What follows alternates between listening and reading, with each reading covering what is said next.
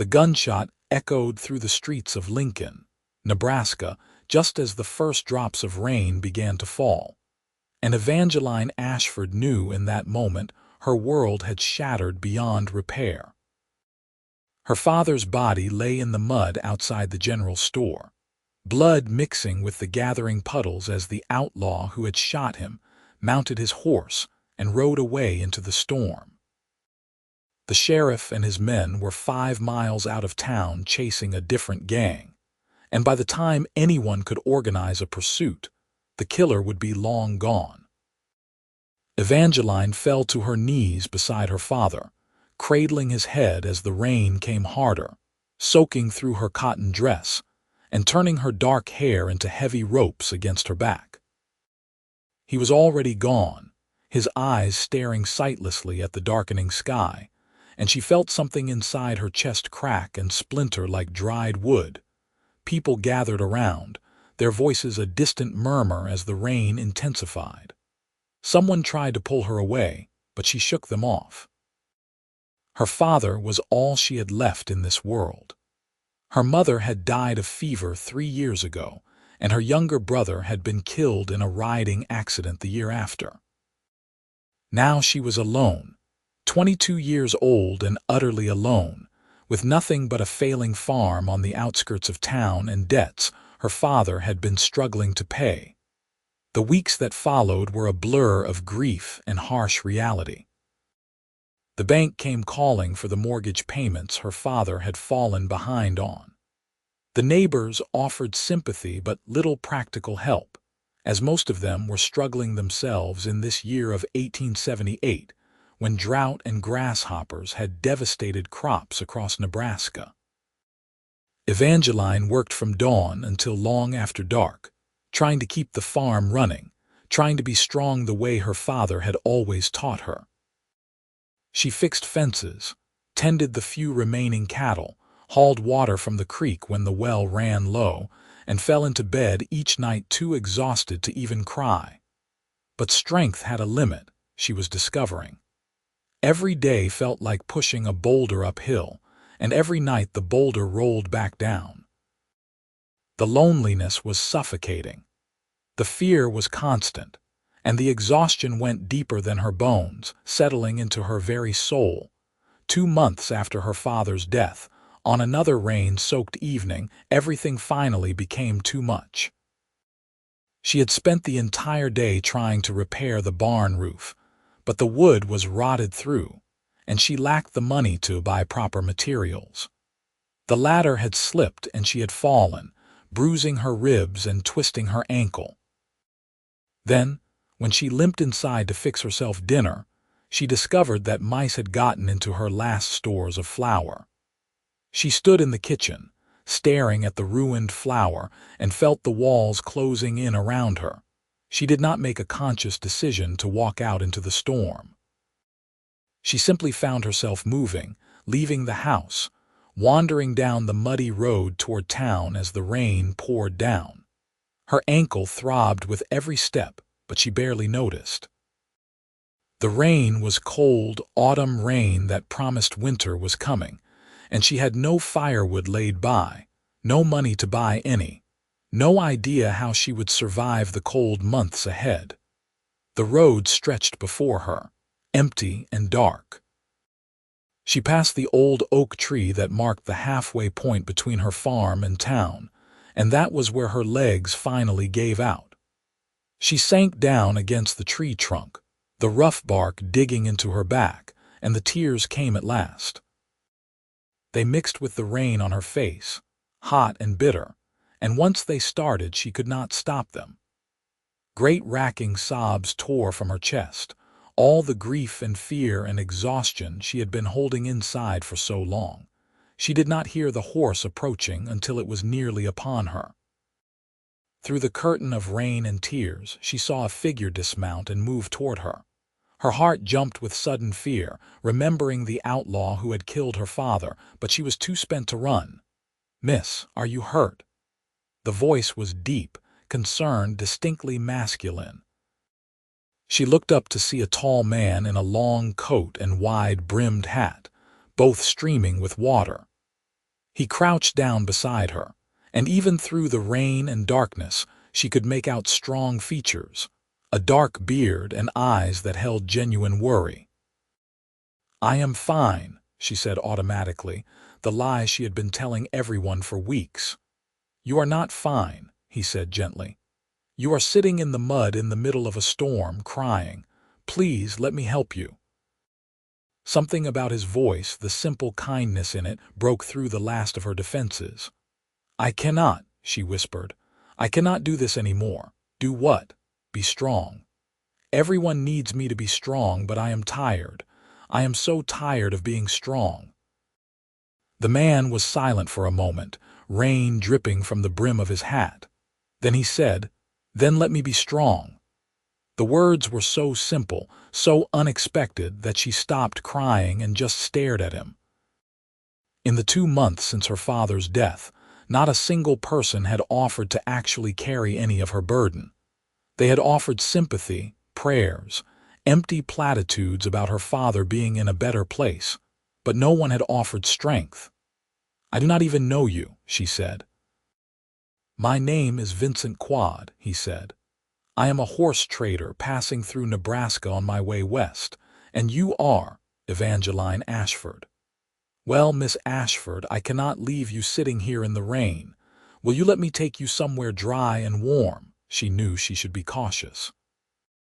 Her father had warned her about trusting strangers, especially in these lawless times.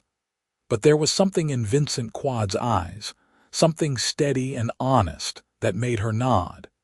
He helped her to her feet, gentle when she winced at the pain in her ankle. His hands were strong and calloused, the hands of a man who worked for his living. He led her to his horse, a fine chestnut gelding, and lifted her into the saddle with surprising ease before mounting behind her. The warmth of his body against her back was startling after so long in the cold rain. "Where should I take you?" he asked. "My farm is back that way," she said, pointing. "But I have no proper food to offer you, no way to repay your kindness." "I did not ask for repayment. I asked where to take you."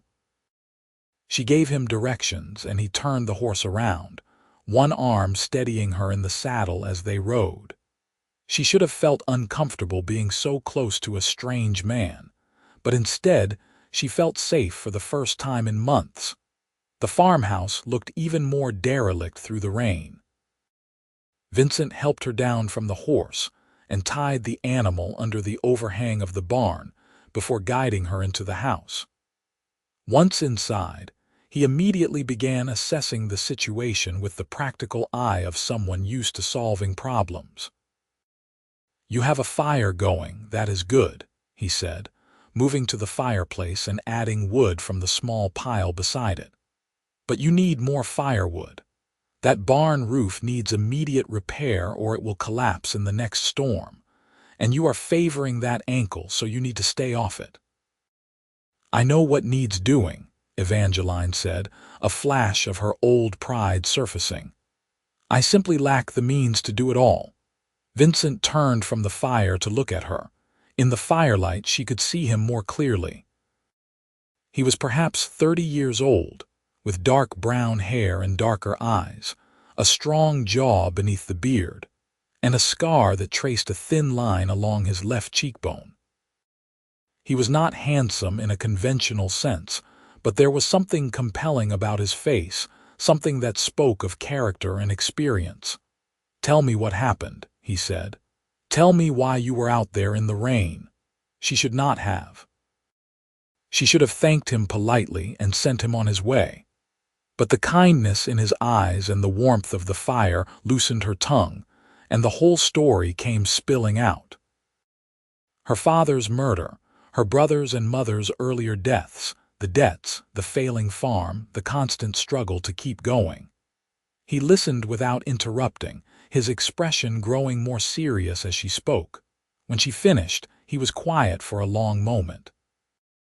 Then he said, "How much time do you have before the bank forecloses?" 6 weeks. They want 3 months of back payments plus the current month. I have been trying to save money, but every time I get a little put aside, something else goes wrong. How much do you need?" She told him the amount and watched his expression carefully, trying to gauge whether he thought it hopeless. It was a substantial sum, more than she could possibly earn in 6 weeks doing laundry or taking in sewing, the only jobs available to women in Lincoln. "That is not an impossible amount," Vincent said slowly. "I have a proposition for you if you will hear it." "What kind of proposition?" She was instantly wary. "Nothing improper," he said quickly. "I am a horse trader, as I said. I have a string of 20 horses I am taking to sell in Colorado. But I also have contracts to deliver horses to various towns along the way, and I am behind schedule because my partner broke his leg 3 weeks ago and had to turn back. I need help, someone who knows horses and can work hard. In exchange, I will pay wages enough to save your farm." "Why would you offer this to a complete stranger?" "Because you need help and I need help, and because something in my gut tells me you are trustworthy." He paused. "My mother always said I had good instincts about people. I have learned to listen to them." Evangeline studied him, weighing her options. She could refuse, cling to her pride, and almost certainly lose the farm, or she could take a chance on this stranger who had found her crying in the rain. It was not really a choice at all. "I know horses," she said. "My father bred them before the drought, and I can work as hard as any man." "I do not doubt it," Vincent said with a small smile. "But first, you need to rest that ankle. Do you have any food in the house?" She admitted to the ruined flour and little else. Vincent went out to his saddlebags and returned with provisions: dried beef, hardtack, and coffee. He prepared a simple meal while she sat by the fire, her ankle propped up as he had insisted. It felt strange to have someone taking care of her, but also deeply comforting. As they ate, he told her more about his work. He had been trading horses for 8 years, traveling across the territories and states, buying from ranchers and selling to the army, to settlers, to anyone who needed good animals. He had a reputation for honest dealing and quality stock, which was why he was in demand despite the economic troubles plaguing the nation. "Why did you take up horse trading?" she asked. "I grew up on a ranch in Texas," he said, "but my father lost everything in the war. I was too young to fight, but I was old enough to see how it destroyed him, losing the land that had been in his family for generations. After he died, I swore I would never be tied to one piece of ground, never be in a position to lose everything again." He looked at her with an expression she could not quite read. "But seeing you tonight, seeing what you are fighting for, it reminded me that some things are worth fighting for, worth being tied to." "The land was my father's dream," Evangeline said softly, "and my grandfather's before him. My grandfather came here when Nebraska was still a territory, broke the ground with his own hands. I cannot let that legacy die." "Then we will not let it die," Vincent said with quiet certainty. That night, Vincent insisted on sleeping in the barn despite Evangeline's protests that the roof leaked. He checked on the horses, his and her few remaining cattle, and made repairs to the worst of the leaks using canvas from his traveling gear. Evangeline lay in her bed, her ankle throbbing but her heart feeling lighter than it had in months. She did not know if she could trust Vincent Quade, but she knew she had no other choice. Morning came with weak sunlight struggling through thinning clouds. Evangeline woke to the sound of hammering and found Vincent already up on the barn roof, fitting new planks into place. When she hobbled outside to see what he was doing, he called down that he had ridden into town at first light to purchase lumber and other supplies. "You should not have spent your money," she protested. "It is an investment," he said. "I need somewhere safe to keep the horses, and your barn will serve perfectly once it is sound. Besides, you cannot work for me if you are worried about the roof collapsing on the animals." Over the next 3 days, Vincent worked tirelessly on the farm while Evangeline rested her ankle as he had ordered. He finished the barn roof, repaired fences, chopped enough firewood to last through winter, and even fixed the faulty pump on her well. She watched from the porch, feeling guilty for not helping but also marveling at his efficiency. He worked with the practiced ease of someone who had spent his life doing physical labor, and she found herself noticing things about him that she should not notice. The way his muscles moved beneath his shirt, the strength in his hands, the concentration on his face when he was focused on a task. On the fourth day, her ankle had improved enough that Vincent declared her fit to begin work. He rode out before dawn and returned with the string of 20 horses, magnificent animals that made her breath catch. There were bays and sorrels, pintos and grays, each one carefully chosen for quality and temperament. "We have 5 deliveries to make," Vincent explained, spreading a map on the kitchen table. "First is to Fort Kearney, then to a rancher near Grand Island, then to 3 different buyers along the way to Colorado. If we move efficiently, we can complete all the deliveries in a month and still get back to Lincoln before your bank deadline. How much will I earn?" Evangeline asked, needing to know if this would truly be enough. He named a figure that was more than fair, more than she had dared hope. "That is too much," she said automatically. "That is the going rate for an experienced hand," he replied. "You said you know horses, prove it." She did. Over the following days, as they prepared for the journey, Evangeline demonstrated her knowledge of horses in every way that mattered. She could assess soundness with a glance, calm a nervous animal with a touch, and handle even the most spirited horse with confidence. Vincent watched her work with obvious approval. "Your father taught you well," he said one evening as they groomed the horses together. "He said a woman needed to know how to survive on her own in this country," Evangeline replied. "He made sure I could ride, shoot, work cattle, and manage a farm. I think he knew somehow that I might need those skills. I am sorry about what happened to him. No one should die that way." The sympathy in his voice was genuine, and Evangeline felt tears prick her eyes. She blinked them away, focusing on the horse she was brushing. "Did you ever lose someone to violence?" she asked. "My younger sister," Vincent said quietly. "Comanche raid when I was 17. She was 12. We got her back 2 days later, but she was never the same after. She died 6 months later, just gave up living." His hand stilled on the horse's mane.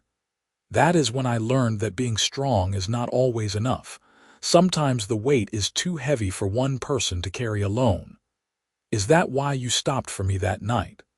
"I stopped because I could not ride past someone in pain. I offered to help because I remembered what it felt like to need help and have no one offer it." They left Lincoln on a cool September morning, driving the string of horses west along the Platte River. The landscape was vast and open, rolling prairie that stretched to the horizon, broken by occasional stands of cottonwood and willow along the river. The sky was enormous, a brilliant blue dome that made Evangeline feel simultaneously insignificant and liberated. Vincent proved to be a good traveling companion. He was competent and steady, but also had a dry sense of humor that surprised her. He told stories of his travels, of eccentric buyers and difficult horses, of storms and stampedes and narrow escapes. She found herself laughing more than she had in months, the weight on her chest gradually easing. They fell into a comfortable rhythm. They rose before dawn to tend the horses, traveled until mid-afternoon, then made camp and prepared for the next day. Vincent taught her his methods for managing the string, for reading weather signs, for finding good campsites. She shared her knowledge of prairie plants, which were edible and which to avoid, skills learned from her father. At night, they sat by the fire and talked. Not the superficial conversations of new acquaintances, but deep discussions about life and loss, dreams and regrets. Vincent told her about his years of wandering, the freedom and the loneliness of his life. Evangeline spoke of her childhood on the farm, the happiness before tragedy struck, her fear that she was failing her father's memory. "You are not failing anyone," Vincent said firmly. "You are doing what you need to survive. That is all any of us can do. But what if surviving is not enough? What if I save the farm but lose myself in the process?" He looked at her across the fire, his dark eyes reflecting the flames. "Then you find someone to help carry the weight. You do not have to do it alone, Evangeline." The way he said her name, soft and careful, made something flutter in her chest. She looked away, confused by the feeling. She barely knew this man. She should not be feeling this pull toward him, this sense that he saw her in a way no one else ever had. They reached Fort Kearney after 5 days of travel.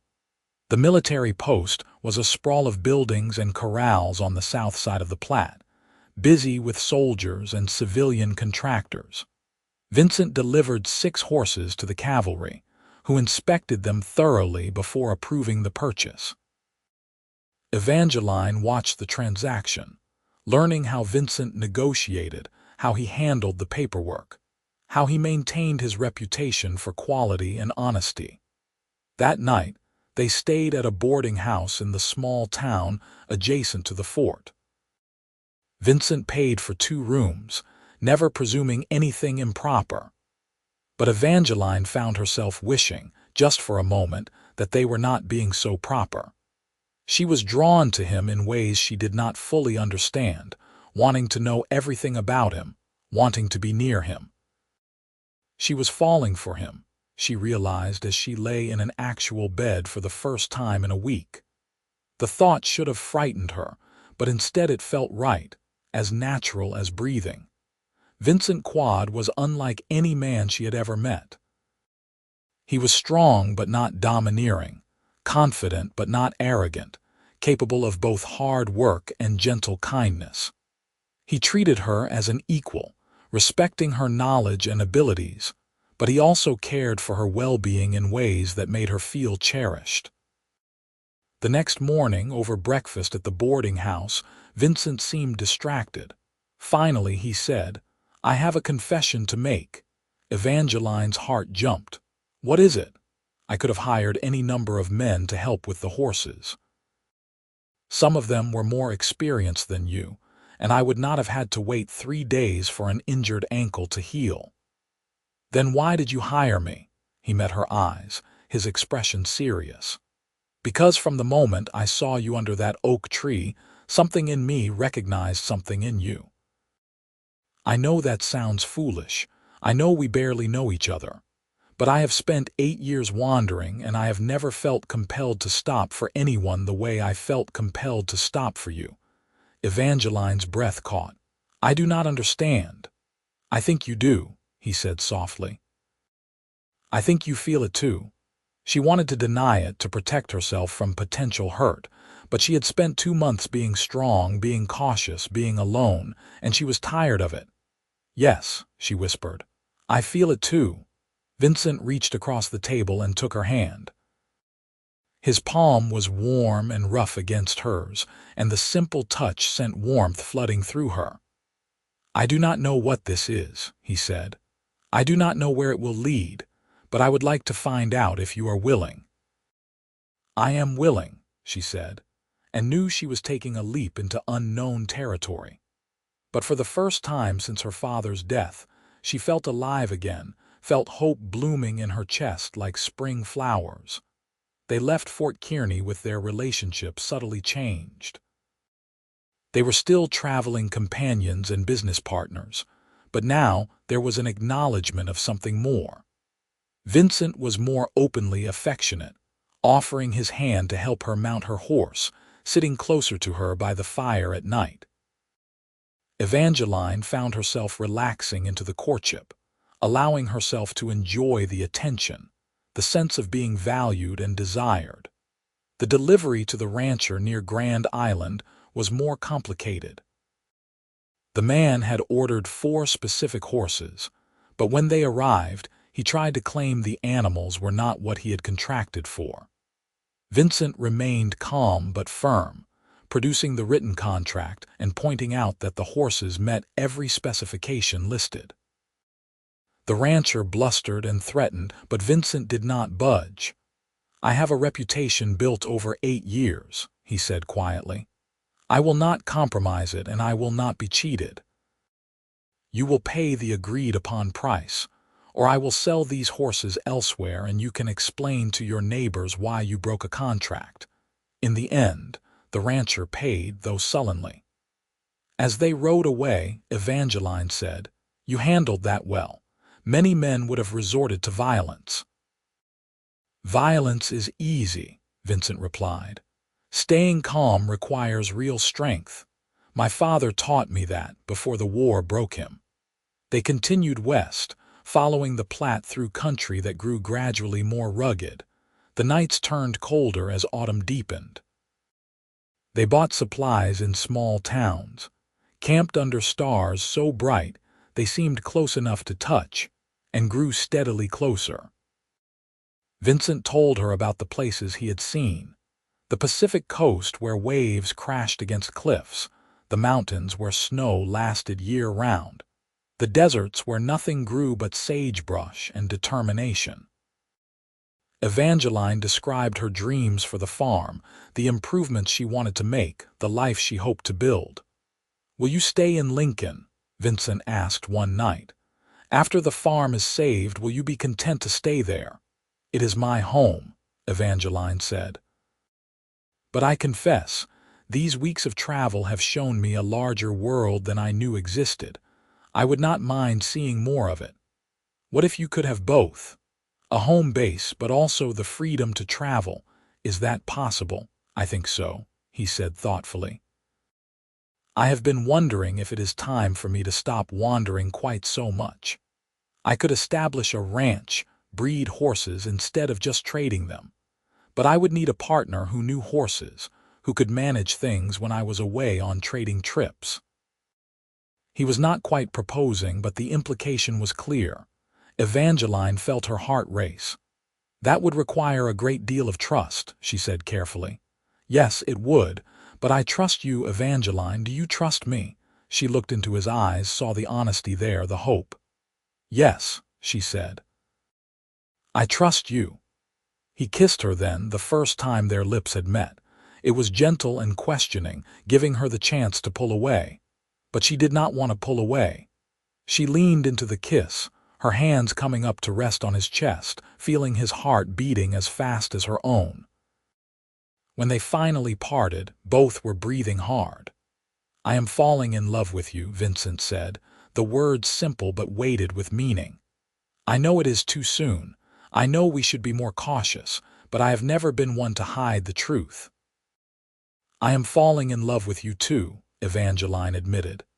"And you are right, it is too soon and we should be more cautious, but I do not care." They kissed again, longer this time with more passion. When they finally separated, Vincent said hoarsely, "I want to do this properly. I want to court you the right way, marry you the right way. Will you let me?" "Yes," she said, joy bubbling up inside her. "Yes, I will." The remaining deliveries took another 2 weeks. They stopped at a ranch where a weathered woman bought 3 horses and invited them to stay for dinner, feeding them beef stew and cornbread while her husband told stories of the early days in Nebraska.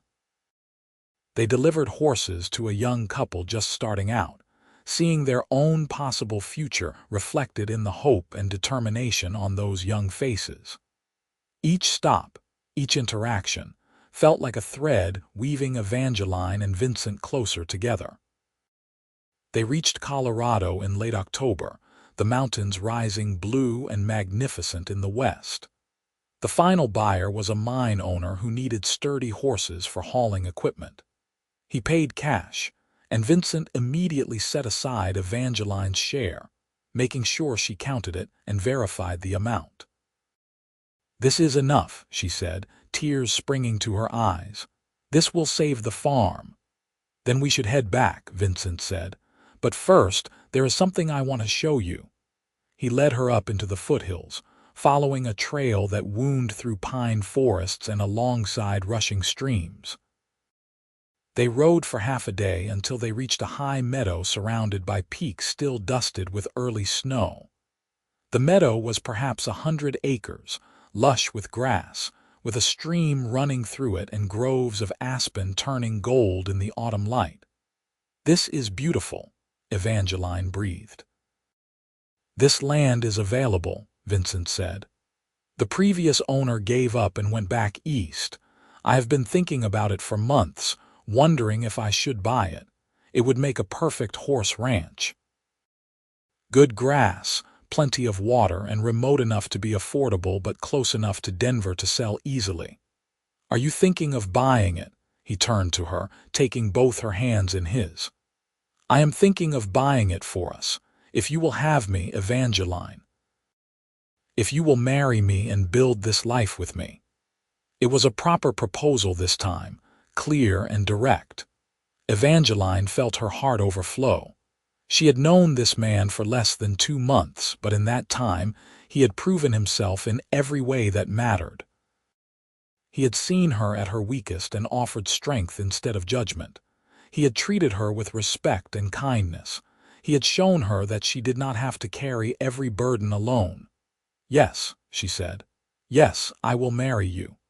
Vincent whooped with joy and spun her around, both of them laughing. Then he kissed her again, and the kiss was full of promise and passion and the beginning of forever. They made plans as they rode back toward Nebraska. Vincent would buy the Colorado property. Evangeline would pay off the farm debt and then decide what to do with the Lincoln land. Perhaps rent it out to provide steady income, or perhaps sell it and invest everything in the Colorado ranch. They would marry as soon as they returned. No need for a long engagement when they were both certain. "I want to do this right," Vincent said. "I want to give you a real wedding with a dress and a preacher and witnesses. You deserve that." "I just want you," Evangeline said. "Everything else is details." But Vincent was determined, and she found his earnestness endearing. They talked about their future as they traveled, painting pictures of the life they would build. A ranch house with a wide porch and windows facing the mountains. Corrals and pastures full of fine horses. Children, eventually, learning to ride almost before they could walk. A life built on partnership and trust and love. The journey back to Nebraska seemed both faster and slower than the journey out. Faster because they were eager to begin their life together, slower because each moment felt precious, something to be savored. They made love for the first time under the stars on the open prairie, and it was awkward and sweet and perfect. Afterward, wrapped in Vincent's arms, Evangeline felt a peace she had never known before. "I was so lost when you found me," she whispered. "I did not think I could keep going." "You would have found a way," Vincent said, his fingers tracing gentle patterns on her bare shoulder. "You are stronger than you know, but I am glad I found you, glad I get to be the one who stands beside you." "I love you," she said, the words coming easily now. "I love you so much it frightens me sometimes." "I love you too. And I promise you, Evangeline, I will spend the rest of my life making sure you never feel as alone as you felt that night in the rain." They reached Lincoln in mid-November, the prairie grass brown and the air sharp with approaching winter. Evangeline went immediately to the bank with her carefully saved money and paid off every cent of her father's debt. The banker was surprised but pleased, stamping the papers with a flourish and congratulating her on her perseverance. "Your father would be proud," he said, and Evangeline felt tears sting her eyes because she believed it was true. Vincent sold the remaining horses to a rancher outside Lincoln for a good price, then took Evangeline to the general store and told her to buy whatever she wanted for a wedding dress. She chose a simple but elegant gown of ivory silk, with a high neck and long sleeves appropriate for the season. Vincent bought a new suit and they visited the preacher to arrange the ceremony. "This Saturday," Vincent said. "No reason to wait." The preacher, a kindly man who had conducted her father's funeral, looked at them with understanding eyes. "You are sure about this?" he asked Evangeline gently. "You have known each other only a short time." "I am sure," Evangeline said firmly. "More sure than I have ever been about anything." Saturday dawned cold but clear. Evangeline dressed in her new gown, her hands trembling slightly as she fastened the buttons. She had no family to stand with her, but several neighbors came to the church, drawn by curiosity about the mysterious stranger who had swept Evangeline Ashford off her feet. The blacksmith's wife helped with her hair, pinning it up in an elegant style and threading it with ribbon. Vincent was already at the church when she arrived, impossibly handsome in his new suit. When he saw her, his expression transformed into something so full of love and awe that Evangeline felt her breath catch. He met her at the door and offered his arm, and together they walked up the aisle. The ceremony was simple but heartfelt. They spoke their vows clearly, their voices steady despite the emotion beneath. Vincent's hand was warm and strong as he slipped a simple gold band onto her finger, a band he had purchased that morning from the only jeweler in town. When the preacher pronounced them man and wife, and told Vincent he could kiss his bride, the kiss was tender and full of promise. Afterward, the neighbors threw a small celebration at the church hall. There was food and music, and Evangeline danced with her new husband while people clapped and cheered. It was not the grand wedding her mother had once dreamed of for her, but it was perfect in its own way. She was surrounded by people who had known her father, who had watched her grow up, and their genuine happiness for her made the day even more special. As the sun set and the celebration wound down, Vincent and Evangeline returned to the farmhouse for their wedding night. Vincent carried her over the threshold, making her laugh, then set her down gently in the room that was now theirs together. "Hello, Mrs. Quade," he said softly. "Hello, Mr. Quade," she replied, reaching up to touch his face. "Thank you for finding me that night. Thank you for offering me your strength when I had none left.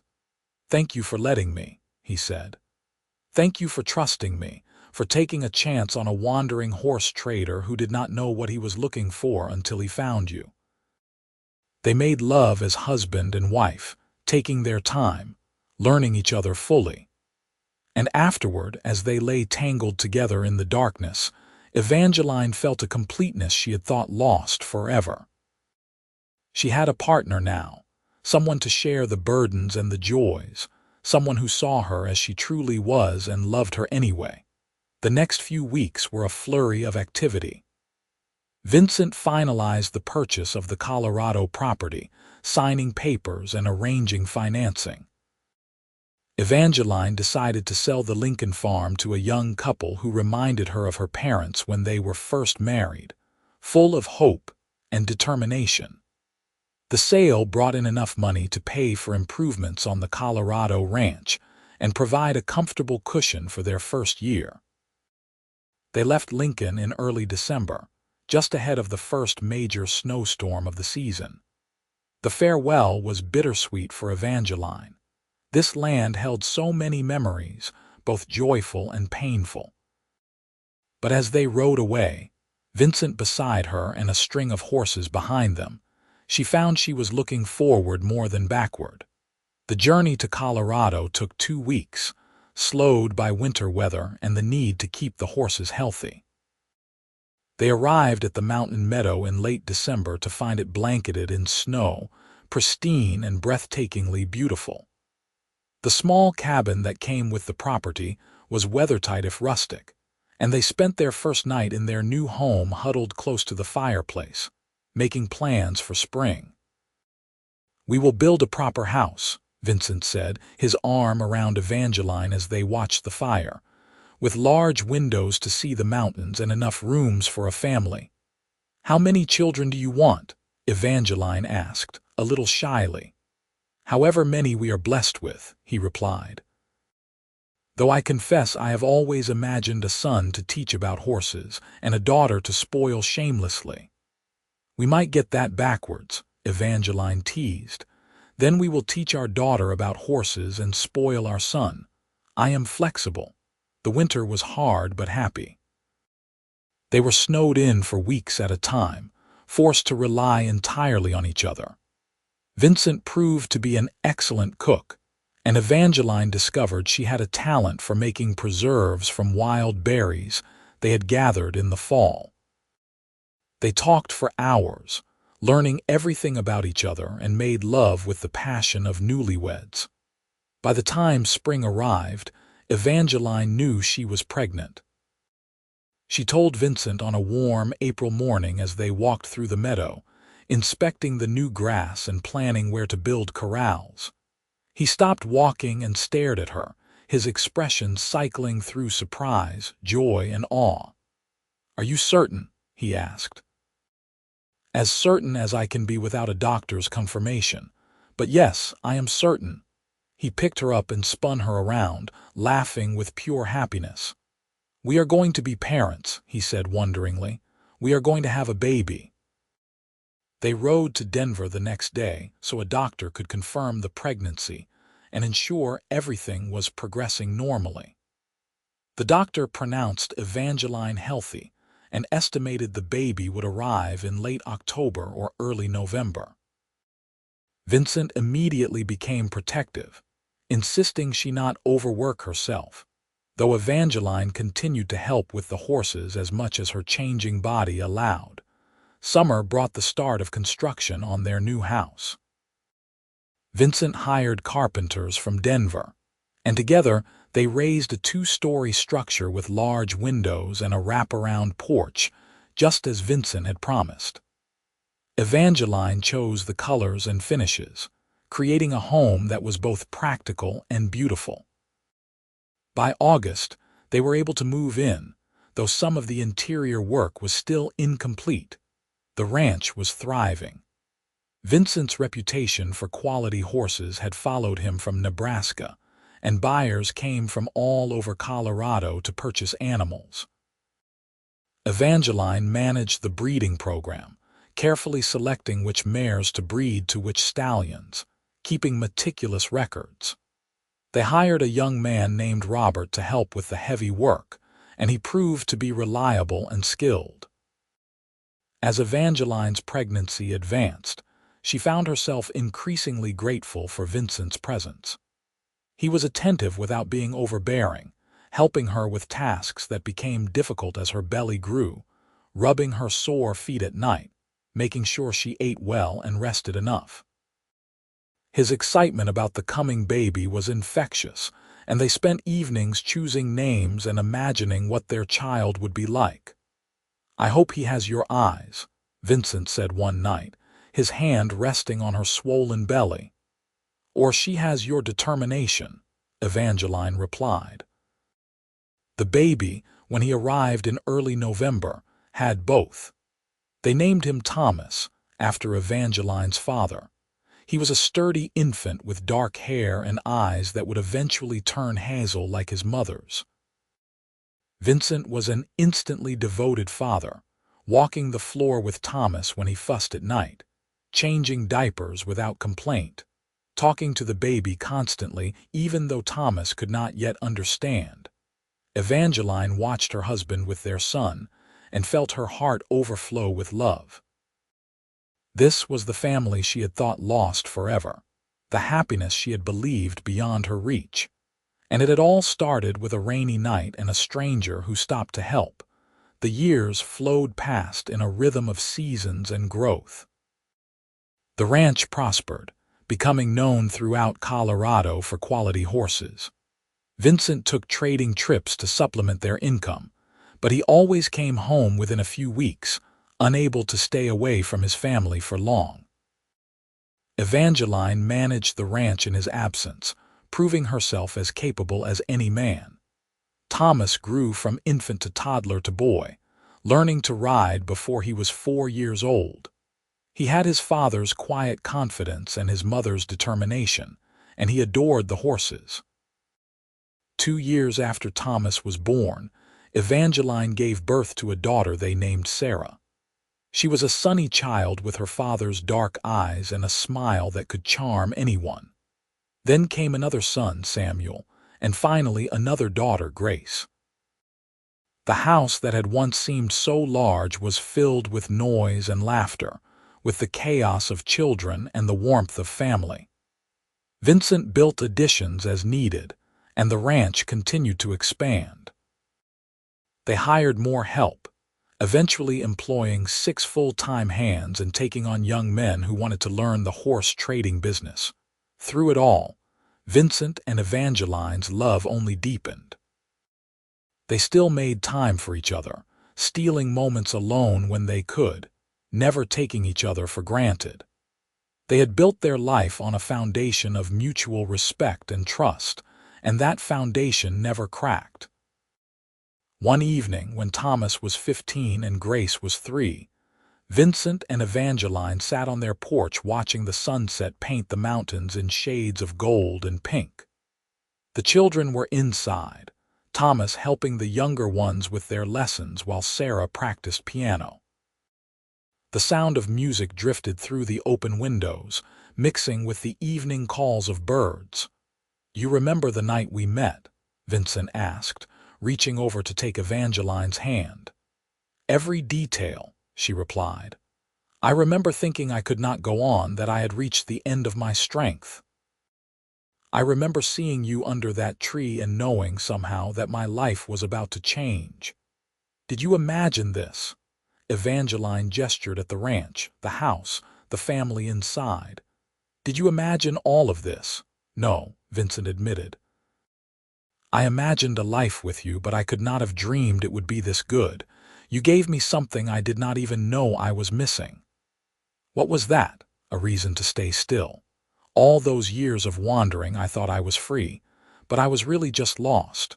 You gave me a home, Evangeline. Not just a place, but a home." "You gave me the same thing," she said softly. "That night I had a house and land, but I did not have a home. I was just surviving. You taught me how to live again." They sat in comfortable silence, hands linked, watching the light fade from the sky. Inside, Sarah finished her piece, and the children's laughter rang out over something Thomas had said. It was a perfect moment, one of thousands they had shared and thousands more to come. Thomas grew into a fine young man, taking over more of the ranch operations as Vincent's hair turned gray.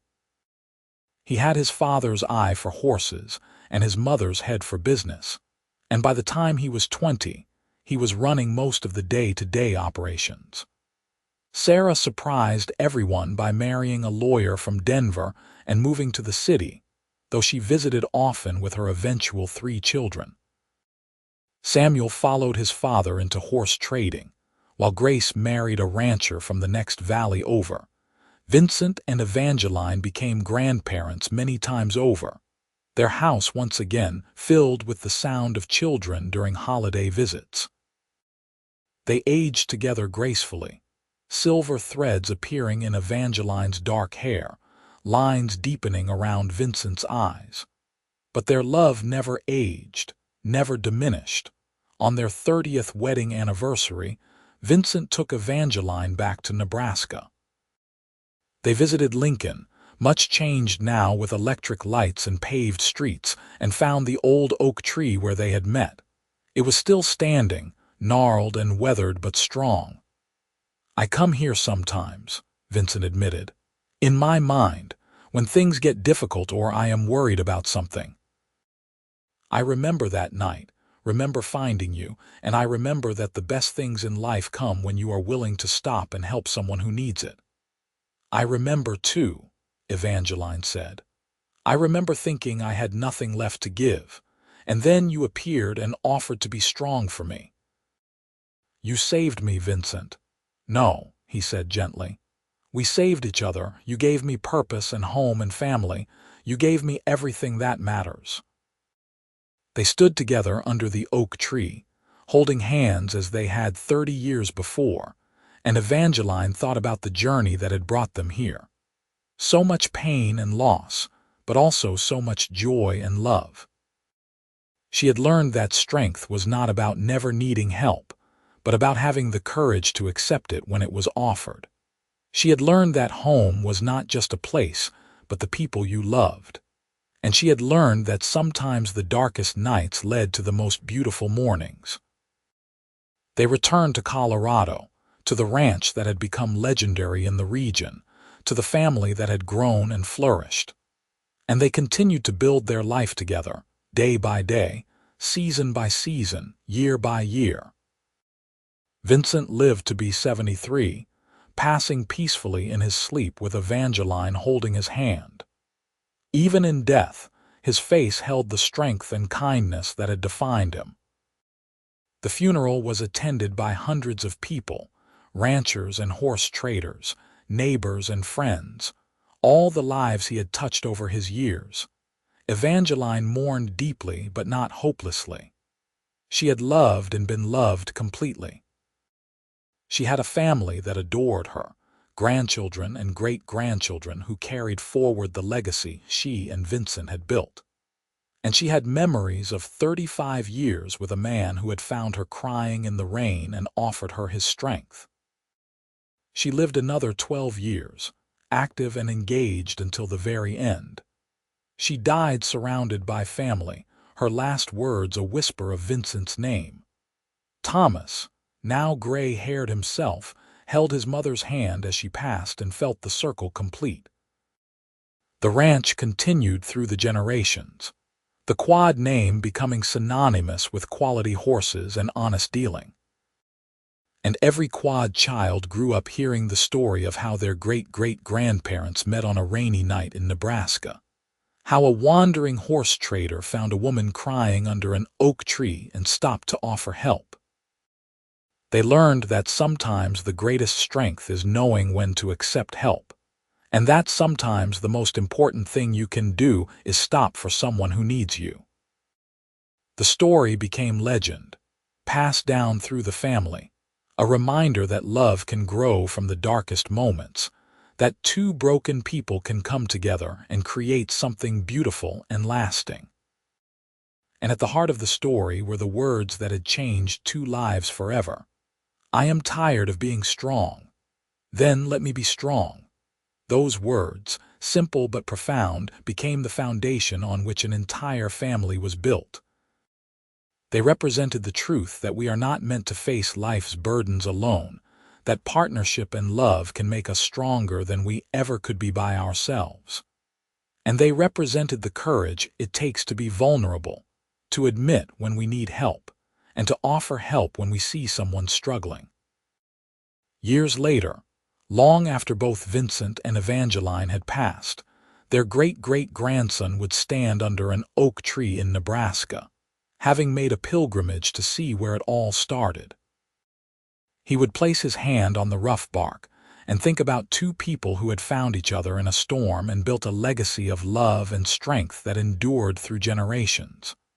The tree still stood, weathered and old but enduring, just like the love story it had witnessed. And in that moment, standing under the branches where his ancestors had met, he understood something profound about the nature of love and strength, and the courage it takes to build a life with another person. He understood that the strongest foundations are built not on perfection but on vulnerability, not on independence but on interdependence. He understood that the best partnerships are those where both people are willing to be strong for each other, to carry the weight when the other cannot, to offer support without keeping score. And he understood that sometimes the most important moments in life happen when we are at our weakest, when we are willing to admit we cannot do it alone. Because it is in those moments that we allow others to love us, to help us, to become part of our story. The sun was setting as he stood under the tree, painting the Nebraska sky in the same shades of gold and pink that had filled so many evenings at the Colorado ranch.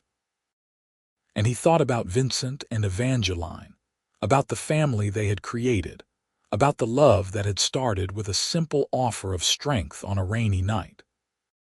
He thought about how a single moment of kindness can change everything, how stopping to help a stranger can lead to a lifetime of love, how the courage to be vulnerable can create something that lasts for generations.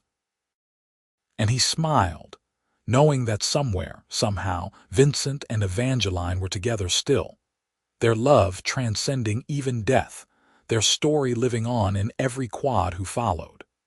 The legacy they had built was more than a ranch or a name or even the children and grandchildren they had raised. It was a legacy of love and partnership, of strength given and received, of two people who had saved each other and created something beautiful from their pain. As darkness fell and stars began to appear in the vast Nebraska sky, he turned from the tree and headed back to his car. But he carried with him the story, the lesson, the truth that his ancestors had learned on that rainy night so many years ago, that we are stronger together than apart, that love can heal even the deepest wounds. And that sometimes, when we are tired of being strong, the greatest gift we can receive is someone who says, "Then let me be strong.